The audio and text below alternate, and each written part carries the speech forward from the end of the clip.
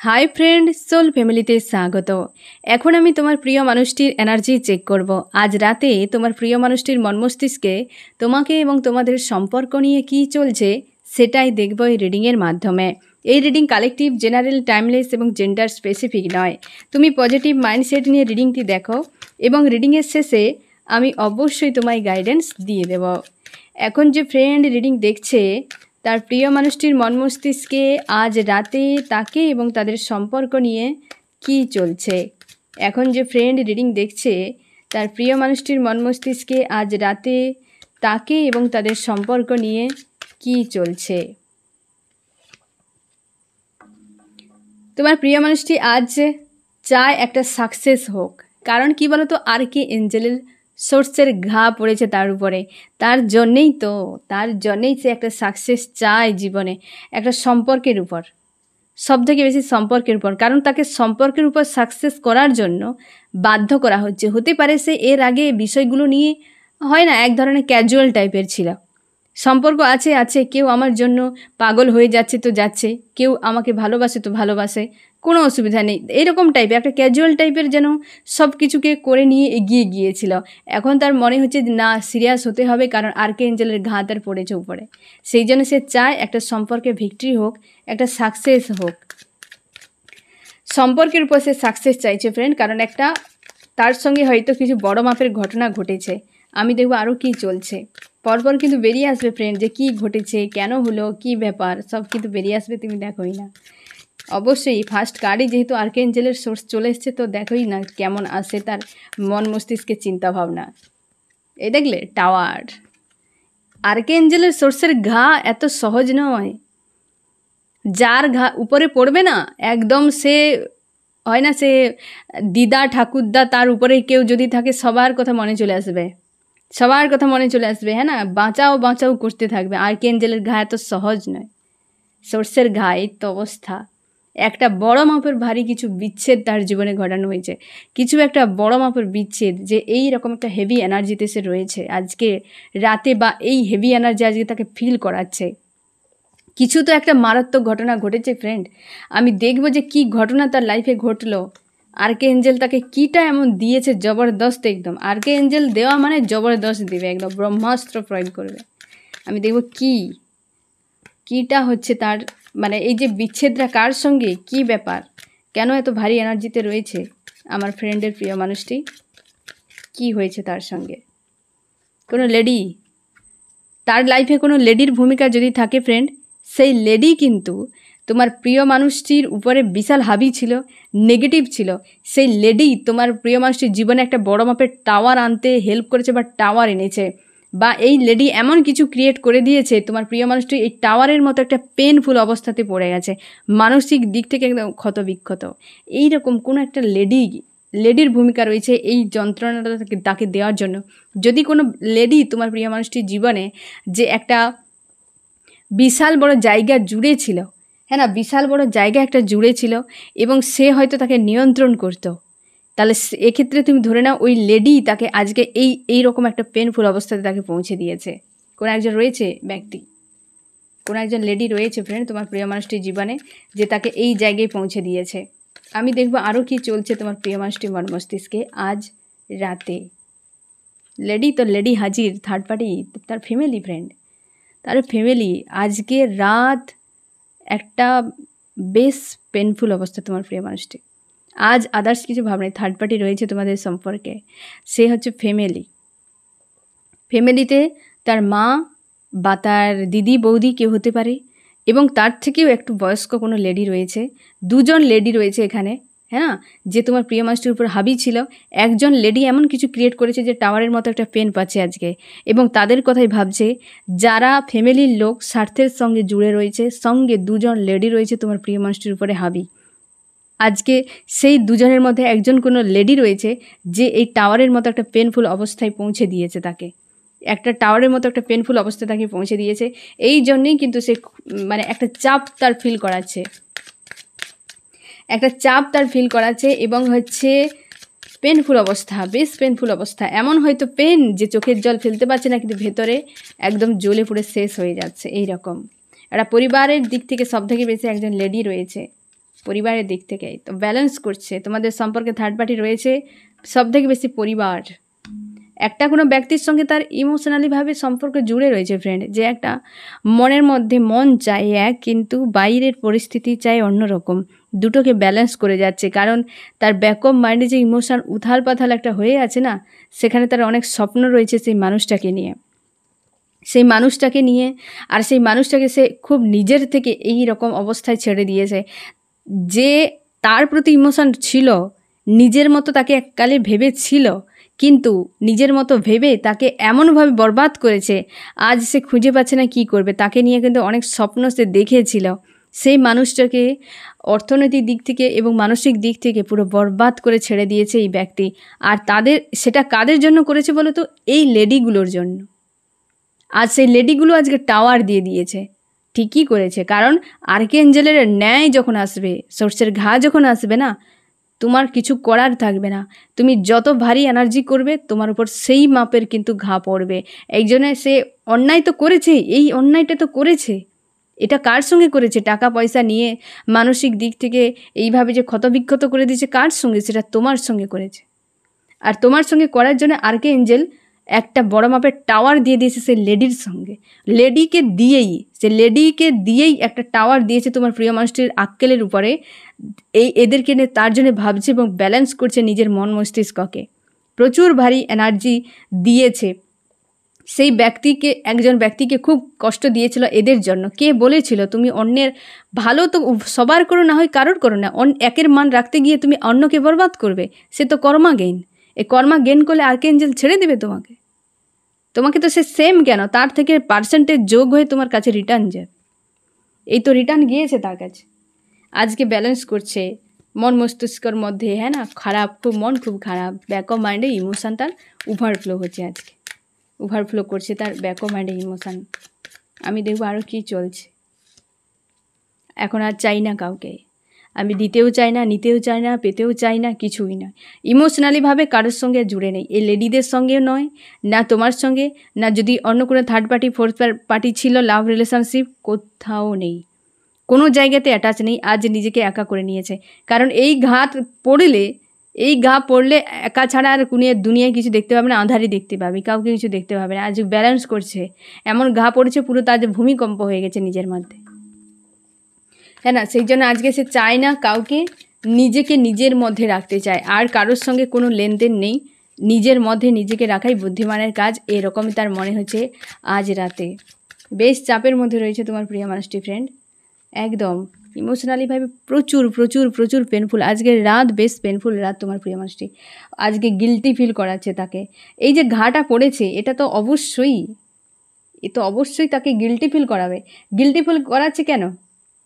কারণ সে ক্ষতিটা করে দিয়েছে সে যে একজনকে বরবাদ করে দিয়েছে, তার জন্য তাকে গিল্টি ফিল করতে হবে না, তার অনুশোচনা আসবে না।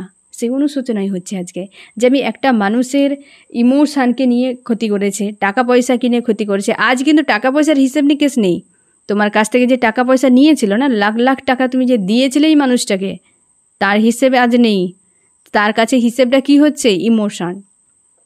তুমি যে প্রেম ভালোবাসা দিয়েছিলে, তুমি যে বিশ্বাস ভরসা দিয়েছিলে, তুমি যে একটা ভালো মানসিকতার মানুষ, সেটার কথা ভাবছে আজ। সেই জিনিসটার কথা ভাবছে। কেন বলো তো ফ্রেন্ড? কারণ সে মানসিক দিক থেকে একটা আঘাত পেয়ে গেছে, যেখানে আঘাত পেয়েছে সেই পয়েন্ট নিয়ে ভাবছে, অন্য কোনো পয়েন্ট কিন্তু এই সময় তার চোখে পড়ছে না। সে লেডিগুলো, এই যে পরিবারের কোনো লেডিরা রয়েছে, তাদের প্রতি ইমোশনালিভাবে সে জুড়েছিল নিজে, আর তারা কিন্তু এর সঙ্গে স্বার্থের একটা সম্পর্ক রেখেছিল। কী কথা বললাম বুঝতে পারলে? একজন লেডি যখন, সে দুই লেডির মধ্যে এক লেডি যখন টাওয়ারের মতো পেন দিয়ে দিয়েছে, তখন কিন্তু সে কি আর স্বার্থের টাকা পয়সার কথা হিসেব নিকেশ করবে? সে ইমোশানের কথা ভাবছে, যে ইমোশান তো আমি এই মানুষটাকে দিয়েছিলাম ইমোশান, এই ব্যক্তি আমাকে টাওয়ার দিয়ে চলে গেল, তো আমি যাকে হ্যান্ডিক্যাপ করে চলে এলাম, তো সেটার জন্য আমার গিল্টি ফিল হচ্ছে। এই জিনিসটাই, কী কথা বললাম বুঝতে পারলে তো? যে আমি তো কাউকে কষ্ট দিয়েছিলাম, মানসিক আঘাত দিয়েছিলাম, তার জন্যই আমার জীবনে আজকে এই রকম ভয়ঙ্কর দিন ঘনিয়ে এসেছে, আধার ঘনিয়ে এসছে। অন্যের ঘরে গিয়ে লাইট বন্ধ করে দিয়ে পালিয়েছি, এসে ঘরে যখন দেখি না যে ঝাড়বাতি তো জ্বালিয়ে দিয়ে গিয়েছিলাম, এসে দেখি ঝাড়বাতিকে ভেঙে দিয়ে, লাইট তো দূরের কথা, সেখানে হচ্ছে মানে কি বলা যায়, অন্ধকার একদম গহনে ভরে গেছে, যে মানুষও পর্যন্ত নেই। এই রকম অন্যের ঘরে আলো নিভাতে গিয়েছিল, নিজের ঘরে অন্ধকার আজকে। এই রকম ভাবছিল যে আমি আমার ঘরে ঝাড়বাতি জ্বালাবো, হ্যাঁ না, কিছুই নেই। আজ হাল খুব খারাপ। আজ টাওয়ারকে সামলাও। এবার আজকে গিল্টি ফিল হচ্ছে যে সেই ব্যক্তি যার সঙ্গে ইমোশনালিভাবে ধোকাধারি করে তাকে যে এতটা পেন দিয়েছে, সেই ব্যক্তির কথা আজকে তার খুব ভালো করে মনে পড়ছে, গিল্টি ফিল হচ্ছে। কারণ তারা টাকা পয়সার কথা মনে নেই। তুমি যদি টাকা পয়সা দিয়েছিলে ফ্রেন্ড, তার কথা মনে নেই, কারণ সে মানসিক আঘাত পেয়েছে, তাই মানসিক আঘাত নেই, ইমোশনের কথাই ভেবে যাচ্ছে। এইরকম হচ্ছে অবস্থায় রয়েছে এই ব্যক্তি আজকে। কোনো লেডি তো দিয়েছে টাওয়ার, আবার সে একই মেসেজটা ক্লিয়ারিফাই করছে ফ্রেন্ড, একই জিনিস ক্লিয়ারিফাই করছে ফ্রেন্ড, যে টাওয়ার দিয়েছে একটা লেডি, টাওয়ার একটা লেডি দিয়েছে। সে খুব পাওয়ারফুল একজন ইগোয়েস্টিক নার্সিসিস্ট টাইপের কোনো লেডি রয়েছে ফ্রেন্ড, যে তোমাদের সম্পর্কের মাঝে বিশাল বড় ভূমিকা রয়েছে। সেই ব্যক্তি কিন্তু তার জীবনে একটা টাওয়ারের মতো একটা পেন, হয়তো কারোর সঙ্গে বিচ্ছেদ ঘটিয়ে দিয়েছে, বা হয়তো তোমার প্রিয় মানুষটির মন মস্তিষ্কে কিছু একটা এমন কিছু প্রয়োগ করেছে যে সে খুব পেন পেয়ে গেছে। ওই লেডির কাছ থেকে না বেশ আঘাত পেয়ে গেছে তোমার প্রিয় মানুষটি। এই ব্যক্তি, এই লেডি বসে আছে, দেখো না, একদম পুরো পেলেই সব মেরে উড়িয়ে দেবে, এরকম টাইপের লেডি। খুব মানে স্বার্থপর প্রকৃতির কোনো মহিলা, স্বার্থপর প্রকৃতির কোনো মহিলা রয়েছে। এখন এদের কাছে নেই আর এই থার্ড পার্টিটা রয়েছে না ফ্রেন্ড, এই থার্ড পার্টি যারা দুজন লেডি রয়েছে তার পরিবারে, তাদের কাছে কিন্তু এখন অ্যাটাচে নেই, এখন দূরে রয়েছে। এখন তোমার প্রিয় মানুষটি সোল সার্চ করছে এদের থেকে দূরে রেখে। আর এদের কারোর একটা সঙ্গে টাওয়ার হতে পারে, বা এই ব্যক্তি কারোর না কারোর মাঝে একটা টাওয়ার, মানে তোমার প্রিয় মানুষটি অন্য কেউ হয়তো যদি থাকে, তার মাঝে এই ব্যক্তি একটা টাওয়ারের মতো পেন দিয়ে দিয়েছে তোমার প্রিয় মানুষটিকে। সেই জন্য সে সোল সার্চ করছে যে আমি নিজের উপর ফোকাস করি। তোমার প্রিয় মানুষটি এমনই ভাবনা চিন্তা যে নিজের উপর ফোকাস করি, কারণ এরা তো আমাকে অনেক কিছু করে দিয়েছে। নিজের উপর ফোকাস করা ভালো, আমি এদের জন্যই এত কিছু করলাম, কিন্তু উল্টে ওরা কি দিয়েছে, যা কিছু করেছে সব ভস্যে ঘি ঢেলে দিয়েছে, হ্যাঁ না, ভস্যে ঘি ঢেলে দিয়েছে। আজকে বিনিময় কি পাবে? কিছুই পাবে না, কিছুই পাবে না, পাবেই না, এটা স্বাভাবিক। চাই জীবনের শুরু হোক। এই যে দুটো ব্যক্তিকে নিয়ে ব্যালেন্স করছে, এই দুটো ব্যক্তিকে ব্যালেন্স করতে করতে একজনকে ছেড়ে দিয়ে একজনের সঙ্গে একটা শুরু সে করবে কিন্তু, কারণ কনফিউশনে বর্তমান রয়েছে এবং স্টক হয়ে আছে, সিদ্ধান্ত কিছু নিতে পারছে না এই মুহূর্তে। চাইছে যে একজন কারোর কাছ থেকে লেট গো করে দেব। সেটা কে ব্যক্তি? সে হচ্ছে এই যে টাওয়ার ঘটিয়েছে তার কাছ থেকে লেট গো করে বা মুভ অন করে গিয়ে একটা সে শুরু চায় জীবনে। এই যে একটা শুরু, এই শুরুটা চায়, এই রকম শুরুটা কিন্তু সে চায়। একটা সম্পর্কে একটা জ্যাগলিং, একটা এই রকম ধরনের কিন্তু পরিস্থিতির মধ্যে রয়েছে তোমার প্রিয় মানুষটি। এবং হচ্ছে তোমরা আমাকে জিজ্ঞাসা করেছো ফ্রেন্ড মিথ কথা কি? মিথ কথা বিষয়টা কী বলতো ফ্রেন্ড, এক কথায় তুমি ধরে নাও, একটা ছোট গল্প আমি এখানে তোমাকে বলে দিই, তাহলে তুমি পুরো বিষয়টা বুঝে যাবে। ঠিক আছে, ইন্টারনেটে একবার একটা ভিডিও আমি দেখেছিলাম, সেখানে এইভাবে দেখাচ্ছে যে একটা রাস্তা, ঠিক আছে, এই যে ওয়ান ওয়ে যে রাস্তাগুলোতে হয়, এখানে মাঝখানে একটা করে না হয় না, সেই সাদা রঙের দাগ দিয়ে চলে যাওয়া হয় মিডিলে, সেটা, হ্যাঁ না, সেগুলো জেব্রা ক্রসিং নয়, সেগুলো হচ্ছে এমনি একটা করে দাগ দিয়ে থাকে যে। তো একটা গরুর পাল কী করেছে, ওই রাস্তাকে এভাবে ক্রস করে চলে আসে। ধরে নাও যে রাস্তা এটা হচ্ছে ওয়ান ওয়ে রাস্তা, ঠিক আছে, এই মাঝখানে ধরো এই সাদা রঙের একটা দাগ রয়েছে, এবং রাস্তার দু সাইডে এইভাবে পুরোটা ধরে নাও রাস্তা, এই মাঝখানে এরকম দাগ রয়েছে। এবার গরুগুলো এই সাইড দিয়ে হয়তো রাস্তা পেরিয়ে যাচ্ছে, দেখলো এইখানে যে সাদা সাদা দাগগুলো কি, গরু তো জানেনি যে এটা দাগ থাকেই এরকমভাবে। হ্যাঁ, সে কি করেছে, ফার্স্ট যে গরুটা ছিল সে কি করেছে, ওই দাগ দেখে সে ভয় পড়ে গেছে। সে কি করেছে, হয়তো ভাবছে যে কিছু একটা হবে, ঠিক আছে, তার কাছে কোনো অ্যান্সার নেই। সে কী করেছে, ওই যে দাগটির উপর দিয়ে লাফ দিয়ে চলে গেছে। পেছনের গরুটা দেখলো যে ও দাগটা দেখে লাফ দিয়েছে, মানে এখানে নিশ্চয়ই কিছু একটা বাজছে। তখন সে কী করলো, ওই দাগটার উপর দিয়ে লাফ দিয়ে চলে গেছে। তো পর কী করেছে, আরও যে সকল গরুরা ছিল, যে পাল পুরো ছিল, সব ওই দাগ দেখেই সব লাফ দিচ্ছে। তো শেষ পর্যন্ত সব গরুগুলোই ওইটা লাফ দিয়ে চলে গেল। এবারে দেখো এইখান থেকে এইটাই আমি তোমাকে বোঝাতে চাইছি ফ্রেন্ড, যে ফার্স্ট গরুটা কি দেখেছে, যে এটা কোনো অস্বাভাবিক জিনিস, এর কোনো কিছু দেখেনি, সে একটা আতঙ্কে পড়ে গিয়েছিল, কিছুই জানেনি, ভাবছে যে এটা ভালো কিছু নয়, তো আমি লাফ দিয়ে দিই। লাভ দিয়ে দিয়েছে। কিন্তু সর্বশেষ গরুটা কি ভেবেছে যে এটা কোনো রুল, সে ভেবে নিয়েছে এটা কোনো রুল। সে একবারও দেখেনি যে এটা কি, এটা কোনো দাগ কি কিছু বিপজ্জনক, দেখেনি। সে কি করেছে যে সবাই যখন লাভ দিচ্ছে তো এটা কোনো রুল হবে বা এটা কোনো হচ্ছে সামাজিক কোনো ব্যবস্থা হতে পারে, সেও না জেনে বুঝে ওইটাকে লাভ দিয়ে চলে গেছে।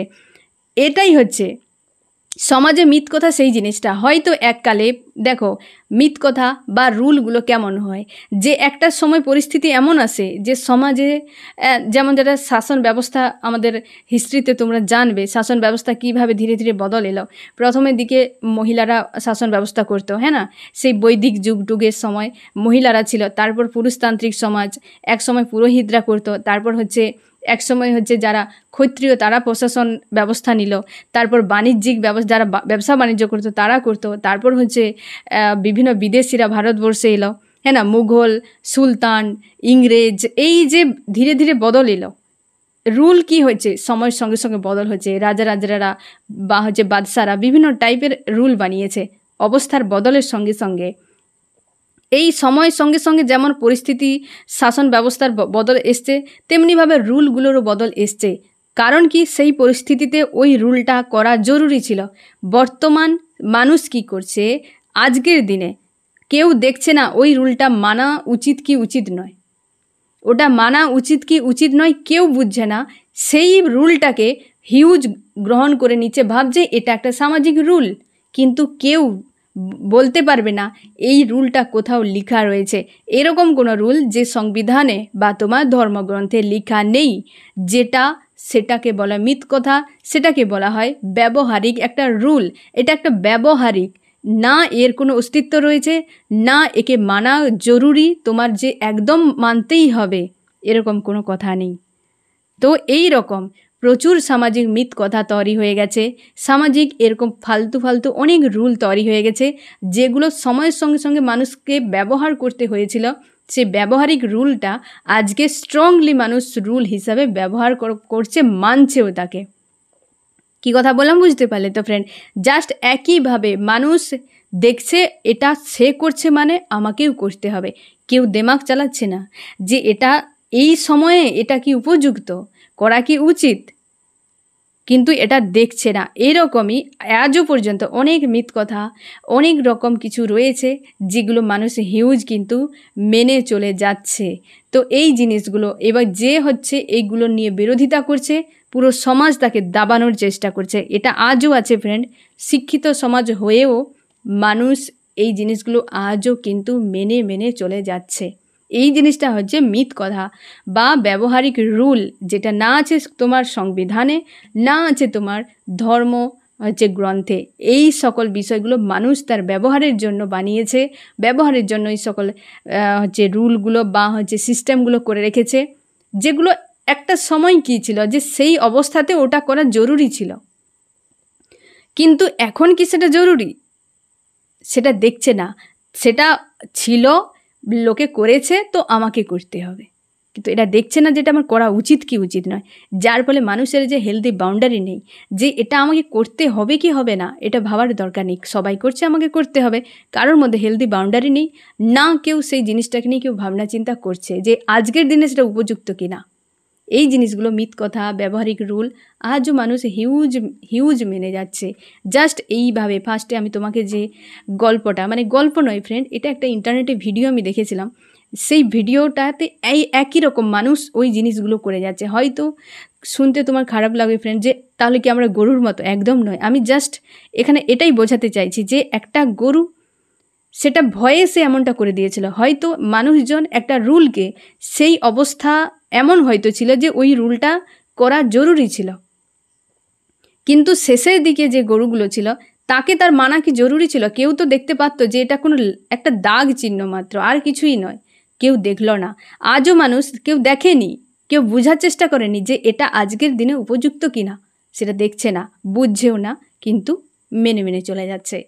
এই রকম হচ্ছে মিথ কথা, ব্যবহারিক রুল আজও আছে ফ্রেন্ড।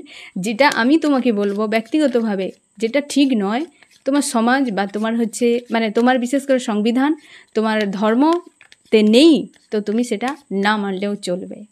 ঠিক আছে ফ্রেন্ড, তোমার মন না চাইলে তুমি কখনোই সেটা মানবে না। এই সাহসটা সবাই দেখাতে চায় না। হ্যাঁ, সবাই মানছে, আমিও মেনে যাই, কেন এত ঝামেলায় ফাঁসতে যাবো বাবা, এই জিনিসগুলো হয়ে হয়ে চলে যাচ্ছে। আমি দেখবো তোমার প্রিয় মানুষটির মন মস্তিষ্কে আরও কি চলছে। প্রপোজ, হ্যাঁ না, এইটাই তো হওয়া জরুরি। যা কিছু হয়ে যাক, শেষে যেন কাহিনী একটা হ্যাপি এন্ডিং হয়, তো এটাই তো হওয়া উচিত।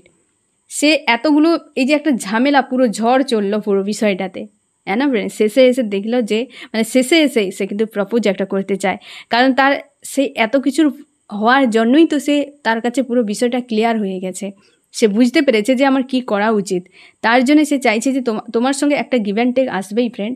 কারণ এই যে তোমার সঙ্গে, যাকে অর্থনৈতিক দিক থেকে, মানসিক দিক থেকে একদম বরবাদ করে দিয়েছিল এই মানুষটা, এই লেডিদের জন্য, এদের মন রাখার জন্য, বা এদেরকে এতটা সে প্রায়োরিটি দিয়েছিল যে এরা যা বলতো সেই অনুযায়ী, সেই হিসেবে তোমার প্রিয় মানুষটি কাজ করে যেত, যার ফলে তোমাকে এই রকম হাল করে দিয়েছিল। আজ সে পুরো বিষয়টা দেখতে পেয়েছে যে অ্যাকচুয়ালি তার সঙ্গে হয়েছেটা কি। তার জন্য সে চাইছে যে এই ব্যক্তির সঙ্গেই কিন্তু একটা ইমোশনালিভাবে গিভ অ্যান্ড টেক কিন্তু সে চায়।